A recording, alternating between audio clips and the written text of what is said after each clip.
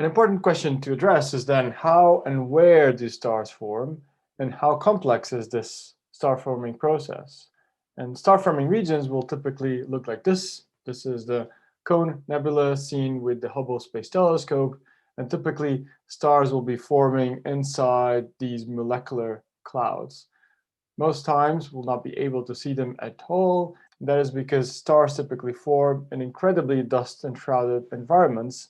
They're quite dense, full of dust, and where optical light really cannot go through. Another characteristic of a star-forming region is that they're typically being photoionized, and perhaps the pillars of creation, this is a very nice example of that happening. You can see some of these material that may, in the center, be forming stars, is being photodissociated by massive O and B stars that emit ionizing photons.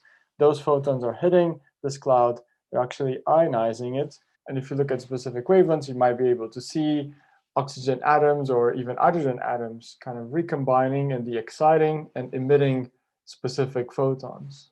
The Horsehead Nebula that you can see here in Orion is another example of an active star-forming region within our galaxy. And again, you can see where the molecular clouds are being photodissociated and they're being heated and ionized by some of the massive stars. For example, this one, and the red comes from H alpha as hydrogen gets ionized or excited and then actually re-emits the energy back. And most stars will be forming in the darkest places that are completely protected and enshrouded by dust. If you really want to understand star formation, you'd probably have to have an entire module at least dedicated to it. It is quite a complex process, but you can actually describe it with relatively simple steps that you can see here, for example. Typically, we always start with some diffuse gas that either through some turbulence or some compression actually becomes dense enough, and we'll see the condition for that to actually happen. If it is massive and dense enough and small enough, it can collapse under its own weight. And after a series of processes, for example, forming a protoplanetary disk typically, and we'll see this for our own solar system and also for extrasolar planets, how this can actually happen. And ultimately, you then get a protostar that then, once it starts fusing hydrogen, becomes an actual star. As we've seen before, stars do form in dusty, very obscured environments, and this makes them very hard to see when they're forming inside these molecular clouds.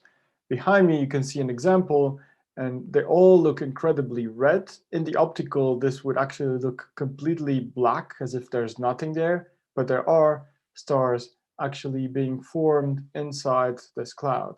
It's also important to understand that when we talk about star formation, many stars within the star-forming regions may look very red, but you definitely cannot use Wien's law to actually infer their surface temperature. Some of these stars are intrinsically very hot and blue, and what's making them red is dust that preferentially absorbs short wavelengths, such as the UV and blue, and lets more of the red and especially infrared go through, making these stars within star-forming regions look very red in the infrared. What also happens is that in practice, as dust absorbs UV radiation very effectively, it actually hits up the cloud, and that cloud typically hits up to something like 20 to 100,000 Kelvin, and once it reaches some thermal equilibrium, you'll actually be radiating like a black body with that temperature. And this is one of the reasons why we can actually use mid-infrared, sometimes even far infrared, to sort of retrieve the UV radiation that was absorbed and that essentially disappeared into the cloud, but that actually comes out in the infrared. And typically, if we combine the optical view with the infrared view, this is how we can get a complete picture of what's going on either in a star-forming region, like you can see here in the infrared, newly born stars that are revealed very easily, while in the optical, dust is essentially blocking our view to them.